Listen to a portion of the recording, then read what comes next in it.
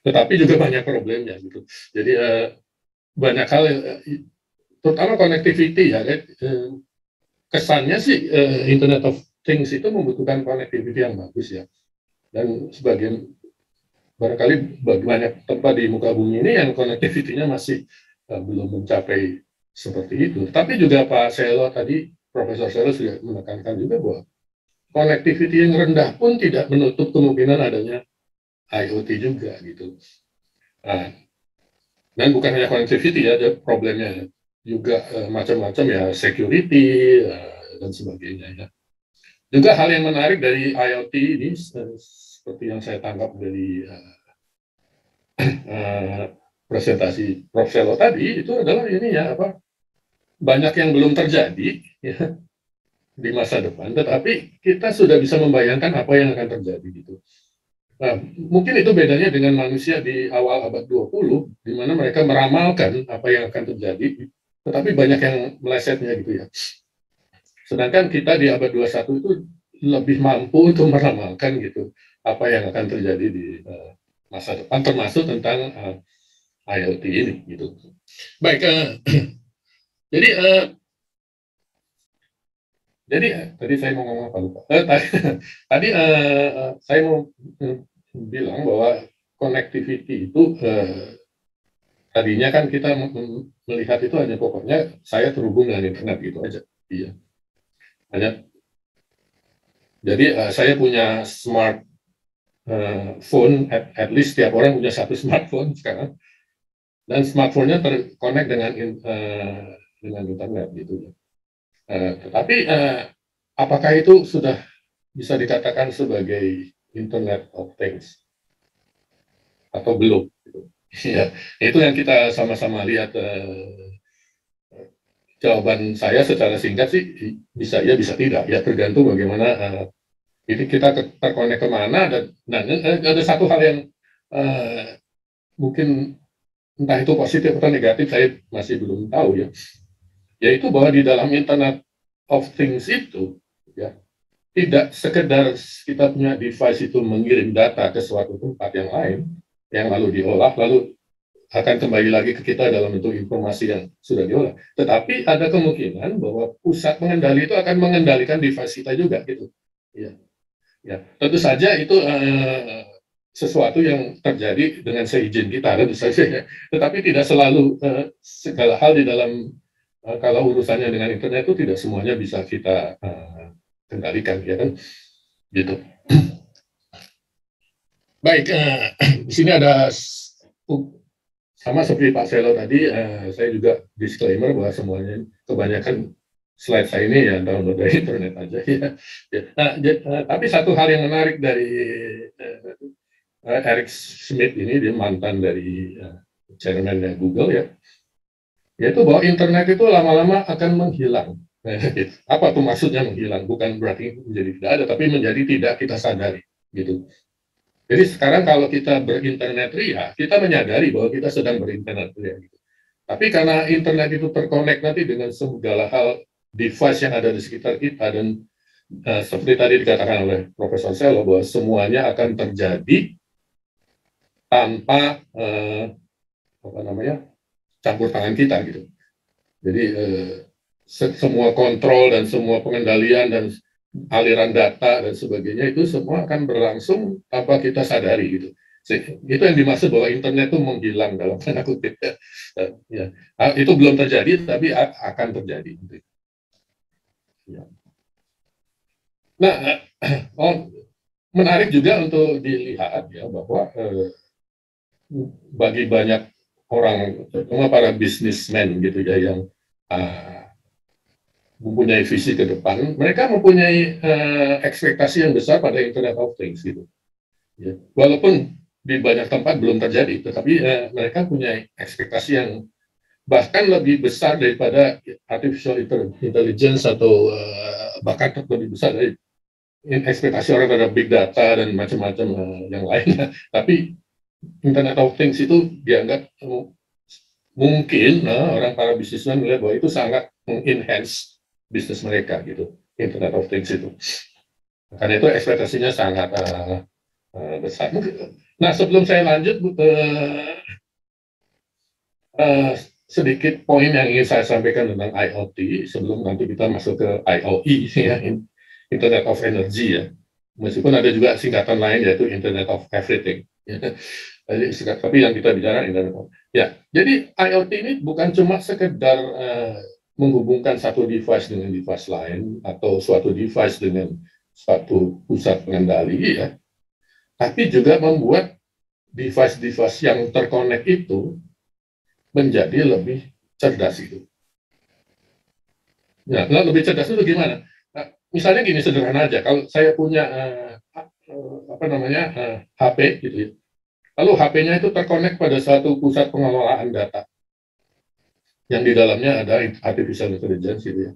Walaupun di dalam HP kita itu tidak ada artificial intelligence, tapi kalau HP kita terkonek dengan suatu pusat pengolahan data yang ada artificial intelligence-nya gitu, maka sebetulnya itu sama aja seperti HP kita itu mempunyai artificial intelligence, ya kan? Karena terkonek. Jadi itu namanya collective intelligence, jadi suatu intelligence yang bukan hanya demikian, tapi HP satu dengan HP yang lain kalau dia terkonek membentuk satu jaringan HP-HP itu, lalu secara bersama-sama menjadi suatu jaringan yang lebih cerdas gitu ya daripada kalau sendiri-sendiri. Itu maksud saya.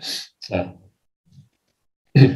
nah ada satu juga atau hal yang mungkin ini saya nggak tahu apa ini disukai atau tidak disukai oleh para produsen alat-alat, ya. Mungkin tidak disukai, yaitu bahwa biar sebelum IoT, ya, kualitas dari suatu alat itu hanya bisa dibikin lebih cerdas atau lebih bagus hanya di pabriknya aja gitu. Itulah sebabnya mereka membayangkan bahwa konsumer itu pasti akan bergantung pada pabrik untuk menghasilkan alat yang lebih bagus, ya. Nah, tapi dengan IoT itu suatu performance dari alat itu menjadi lebih bagus di luar pabrik.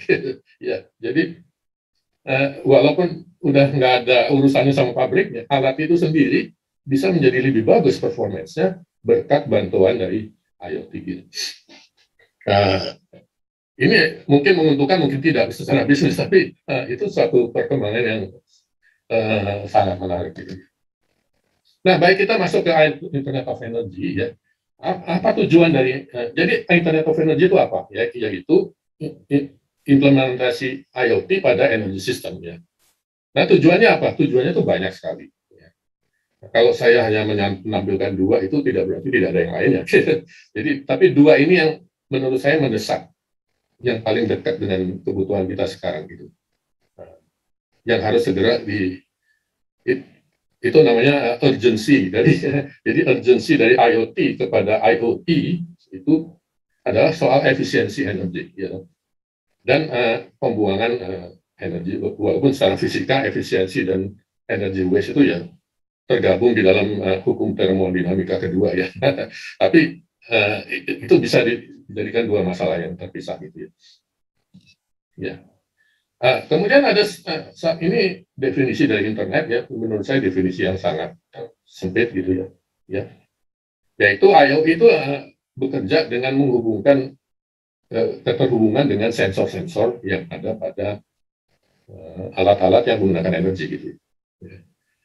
Ini definisi yang sangat sempit tentu saja karena sebenarnya harusnya definisinya lebih luas dari itu gitu.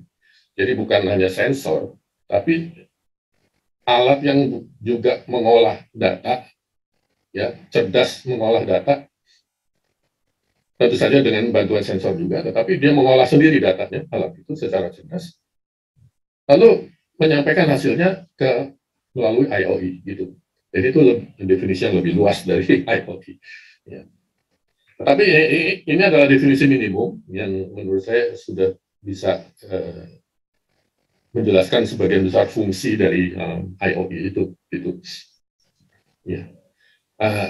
Ini contoh aja, ya. Tadi juga Pak Selo sudah menjelaskan bagaimana prosedur mulai dari data kolektor sampai data aktuator, ya kan Pak Selo tadi sudah menjelaskan. Tapi di sini singkat aja, jadi ada sensor yang apa namanya melekat pada suatu alat yang menggunakan energi tentu saja. Lalu data itu dikoleksi atau dikumpulkan atau suatu pusat data. Ya. Nah, ini ya, salah satu aplikasi yang sangat basic ya. Data itu dikumpulkan untuk apa? Pertama untuk memonitor ya, memonitor penggunaan energi demand dari alat-alat itu. Kemudian yang paling basic dari penggunaan IoT adalah memonitor peak time dan apa, uh, off peak time gitu. Jadi karena kebanyakan masalah di dalam IoT adalah berhubungan dengan energy demand, ya kan? Jadi peak time. Ini kalau contoh sederhana aja ya, kalau dalam salah satu jaringan hotel Marriott itu menggunakan IoT untuk mengontrol alat pendinginnya gitu di hotel-hotel itu. Jadi kalau pada saat peak time maka dia akan secara otomatis mengirimkan sinyal untuk sejenak mematikan alat-alat pendingin itu, dan alat pendingin itu mati ya. Lalu nanti kalau udah lewat peak time-nya dinyalain lagi, mati, nyalain, mati, gitu ya. Dan itu dalam 1 tahun jaringan hotel itu bisa menghemat sampai hampir $1 juta. Hanya dari begitu aja. Dan menariknya bahwa para tamu di hotel itu tidak menyadari bahwa ada perubahan. Gitu. Jadi mungkin suhunya naik setengah derajat atau bagaimana, tapi orang nggak menyadari gitu. Tapi orang sudah menghemat hampir $1 juta hanya dari menggunakan IoT aja gitu. Ya. Ya. Nah, energy waste itu adalah problem yang sangat besar, dalam arti bukan hanya besar karena itu mengganggu lingkungan, tapi juga besar dalam arti karena sebetulnya energy waste itu tidak harus terjadi gitu. Kalau kita bisa memanage penggunaan energi dengan baik ya, di contohnya tahun 2016 ini, sebenarnya datanya sih banyak ya, saya ambil contoh tahun 2016 itu. Energy waste di Cina itu sedemikian besarnya sehingga itu sebenarnya bisa untuk mentenagai satu kota besar selama setahun dari energy waste itu. Nah, saya bayangkan Cina itu apa sudah berpikir tentang IoT itu sudah lama dan mencari cara gimana mengatasinya itu, karena itu kan secara bisnis itu nggak bagus kan ya, ya gitu. Nah, seluruh dunia menghadapi masalah energy demand ya. Nanti juga kita akan sama-sama membahas bagaimana energi demand itu bisa di-manage dengan sumber energi yang berbeda ya. Umpamanya renewable energy, lalu solar cell, energi nuklir, ya, lalu energi angin dan berbagai macam micro hydro ya, semua macam sumber energi itu dengan bantuan IoT akan terkonek satu sama lain, dan orang bisa memanage penggunaan demand energinya itu sehingga dapat meningkatkan efisiensi juga, tapi juga mencegah berbagai macam problem lain seperti blackout. Blackout itu karena blackout itu kan masalah energi manajemen yang kalau kita lihat itu sebetulnya bisa diatasi dengan IoT, ya, gitu. Jadi IoT itu yang saya rasa banyak negara maju sudah melihat bahwa IoT itu sangat penting untuk memanage demand energinya gitu. Fluktuasi misalnya ya, fluktuasi itu kan sulit sekali diatasi. Fluktuasi dari penggunaan energi itu sangat sulit diatasi tanpa adanya aliran data gitu ya dari para penggunanya gitu. Jadi kalau aliran data dari pengguna itu masuk ke dalam pusat pengendalinya yang akan melakukan switch itu, maka fluktuasi itu bisa dikurangi sampai barangkali 30%. Saya berani bilang sampai 50%. Kalau IoT diterapkan, itu sangat membantu sekali untuk mengatasi krisis energi demand di suatu negara gitu. Ya. Jadi beberapa komponen dari saya kira ini juga sudah dijelaskan tadi oleh Profesor Selo, jadi memang tidak terhindarkan ada beberapa slide saya yang tumpang tindih ya. Yang pertama ada sensor. Walaupun saya tidak terlalu setuju kalau IoT itu hanya isinya ada sensor aja, enggak. Tapi minimum ada sensor ya yang terkoneksi dengan internet ya. Nah, tujuannya adalah untuk mengkolek data, terus terutama data tentang energi ya, karena sekarang kita lagi bicara tentang energi. Lalu data itu dikumpulkan di satu tempat gitu ya, di mana nanti diolah dengan bantuan artificial intelligence, machine learning, ya, big data teknologi, ya, yang mengerjakan semua fungsi-fungsi dari data science ya, mulai dari sekedar memonitor saja, lalu melakukan diagnostik gitu terhadap apa namanya, jadi bukan sekedar memonitor ya, tapi juga melakukan diagnostik, jadi mendeteksi, melakukan early warning kalau ada masalah ya, jadi diagnostik. Kemudian yang juga tidak kalah pentingnya adalah melakukan prediksi. Jadi itulah fungsi dari data science atau machine learning di dalam IoE ya, yaitu prediksi gitu. Dengan adanya prediksi itu masuk ke tahap keempat dari data science, yaitu preskripsi, yaitu melakukan keputusan-keputusan strategik gitu ya, berdasarkan prediksi itu untuk mencegah problem yang akan terjadi di masa depan gitu. Jadi itu jangan dilupakan bahwa dalam IoE itu ada komponen data science ya.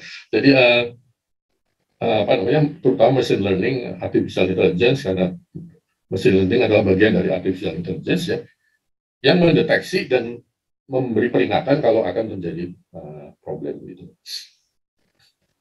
Ya.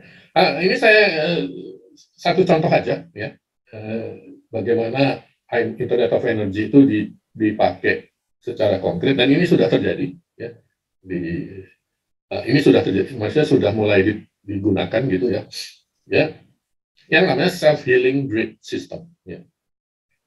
Jadi ini ada satu, hanya saja ini belum menjadi satu sistem yang mencakup seluruh negara gitu, ini baru satu tempat aja gitu ya.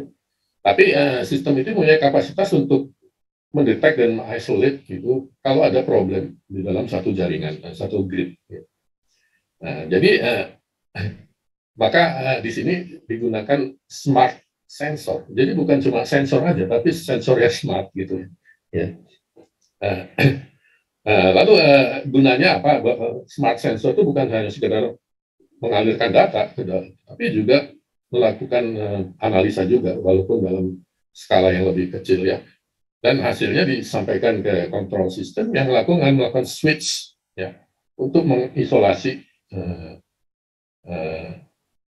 apa namanya, apa yang terjadi. Ini kalau nggak salah 2 tahun lalu kita pernah ada blackout yang cukup besar di Jawa ya, 2 tahun lalu ya kalau nggak salah. Ya, dan itu sebenarnya sudah pernah terjadi di negara-negara lain. Gitu.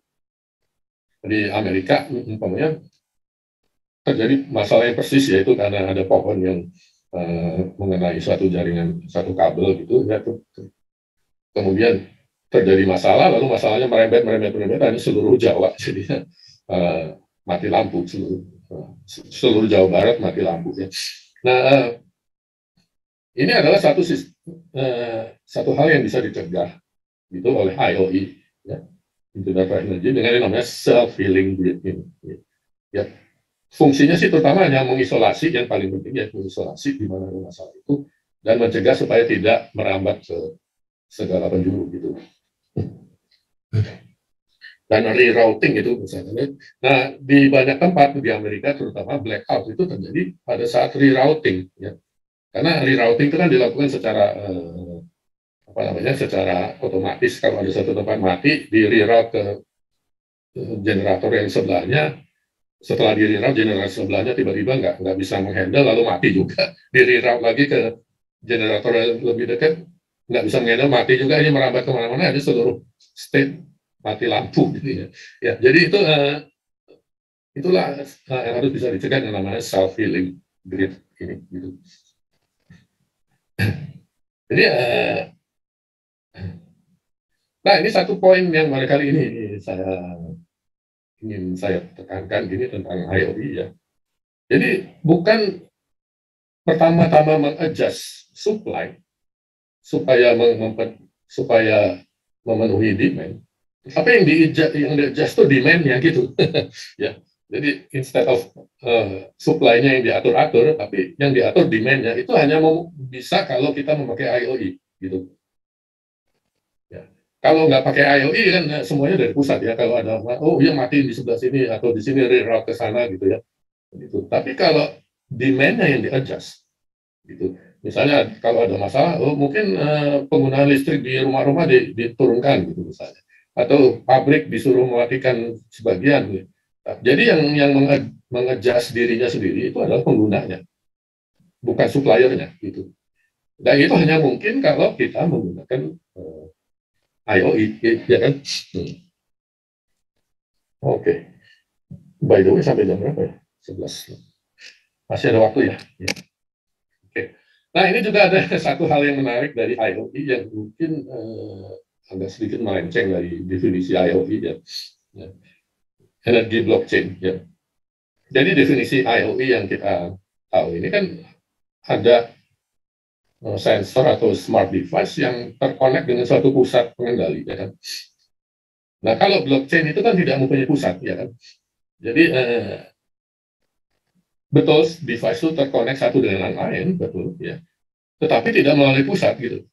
Jadi tidak mempunyai pusat pengendali. Itulah inti dari blockchain, yaitu bahwa kita bisa melakukan transaksi secara secure melalui suatu teknologi blockchain di mana di dalamnya data-data itu dicatat, tetapi kemudian tidak dapat dirubah lagi gitu. Ditambah bisa, dirubah nggak bisa. Ya. Itu ciri dari blockchain. Dengan adanya blockchain itu, maka para pengguna energi itu dapat melakukan transaksi antara mereka sendiri. Gitu. Sederhana aja, misalnya di seberang jalan ada satu rumah yang pakai solar panel. Kalau misalnya dia apa namanya solar panelnya itu apa tuh namanya lagi nggak dipakai gitu, dia bisa menjual energinya ke tetangganya gitu, bisa menjual. Tapi proses penjualannya itu tidak perlu campur tangan manusia. Maksud saya kalau kita jualan terus harus gedor pintu, Pak saya mau jual kan jadi repot ya. Jadi jualannya itu dilakukan melalui satu proses yang berjalan dengan sendirinya. Gitu. Jadi saling menguntungkan ya, kita bisa beli energi dari tetangga yang punya solar cell, tetangga juga bisa jualan energinya gitu. Itu melalui blockchain ya. Nah, menurut saya ini termasuk IoE juga. Ya, walaupun mungkin transaksinya cuma antara satu rumah dengan satu rumah gitu. Karena blockchain ini adalah salah satu bentuk teknologi yang bisa menghubungkan satu device dengan device lain ya untuk melakukan transaksi gitu ya. Nah, jadi membentuk satu jaringan gitu. Tadi namanya blockchain tadi di sini juga kalau share solar energy system barangkali lebih simple dari blockchain, tapi menurut saya sih lebih baik kalau pakai blockchain gitu.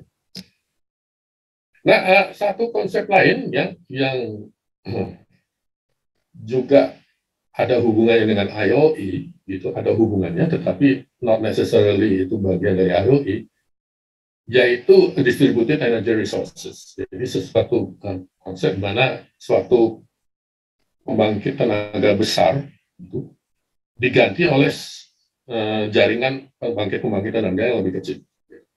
Saya rasa di masa depan ini adalah satu yang sangat penting untuk dilakukan. Karena distributed energy resources itu memungkinkan orang untuk menghubungkan bukan hanya traditional energy resources yang menggunakan apa namanya fuel yang tradisional, tapi juga renewable energy resources. Ya. Jadi pembangkit listrik tenaga angin, tenaga mikro, tenaga air, tenaga nuklir dan sebagainya itu semua saling bekerja sama dalam satu jaringan gitu, membentuk satu melalui IoE ya, yang kemudian bisa di manage secara bersama-sama gitu. Nah, satu hal penting dalam distributed energy resources itu adalah kemungkinan itu bahwa salah satu kelemahan dari renewable energy itu adalah bahwa dia bisa down kalau ada perubahan cuaca misalnya. Jadi tidak sestabil energi yang tradisional ya. Nah, IOE bisa membantu itu, yaitu kalau apabila energi renewable energy resources-nya itu down atau mengalami masalah, bisa disuplai oleh energi yang tradisional. Ya kan? Jadi semuanya melakukan suatu sistem manajemen secara bersama-sama melalui IOE. Itu, ya. Ya,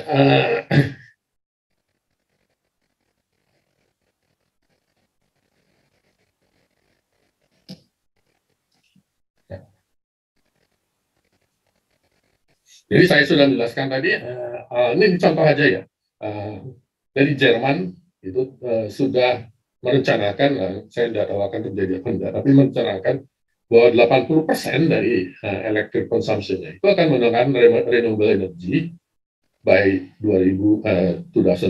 Jadi nanti pada tahun 2050 diharapkan 80% dari konsumsi elektriknya itu menggunakan renewable. Ya. Ya, tapi ada problemnya. Tadi seperti saya sudah jelaskan, problemnya itu adalah swing in demand. Jadi bahwa electricity, pertama electricity itu ada naik turunnya ya demandnya. Ada peak time, ada downtime. Peak time downtime-nya itu bukan hanya per hari, tapi juga per periode, mungkin juga per tahun, mungkin per 3 bulan gitu ya. Kemudian ada volatilitas dari cuaca ya. Kadang-kadang tidak ada angin, atau cahaya matahari kurang, atau dan berbagai macam masalah yang khas energi terbarukan ya, itu punya masalah. Tapi itu bisa di replace oleh energi fossil fuel gitu. Tapi semuanya membutuhkan manajemen yang sangat complicated ya. Jadi manajemennya sangat complicated. Mau tidak mau itu membutuhkan IOE untuk itu. Ya. Jadi ada ada unsur forecasting. Jadi misalnya solar dan wind energy itu kan bisa di forecast ya, kapan dia naik, kapan dia turun. Nah itu perlu data science, perlu machine learning ya untuk memforecast dan lalu memanage apa yang akan terjadi itu. Gitu.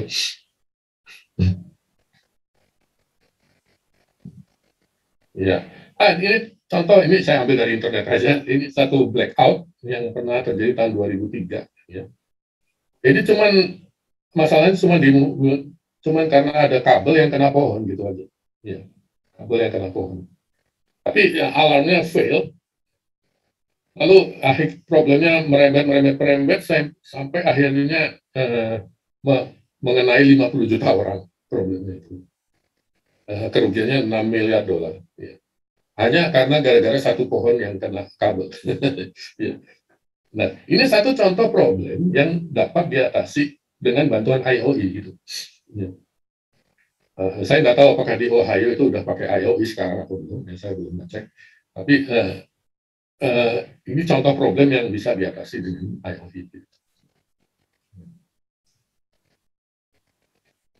Nah, saya bicara sedikit tentang machine learning. Ya. Machine learning itu bukan sekedar memonitor lalu mencari pattern lalu tadi aktuatornya akan bekerja berdasarkan pattern yang ditemukan oleh machine learning ya. Tapi yang lebih penting adalah yang juga bukan lebih penting, tidak kalah pentingnya adalah prediktif, kemampuannya untuk memprediksi ya, apa yang akan problem yang mungkin akan terjadi pada suatu waktu di masa depan. Ya. Nah untuk itu perlu mengkoleksi data yang sangat banyak, ya. Perlu big data jadinya kan dari sangat banyak sumber data dari sensor-sensor maupun device-device yang dikumpulkan untuk dianalisa ya. Dari situ salah satu pekerjaan dari analisa data itu adalah memprediksi ya kan. Nah itu membutuhkan machine learning.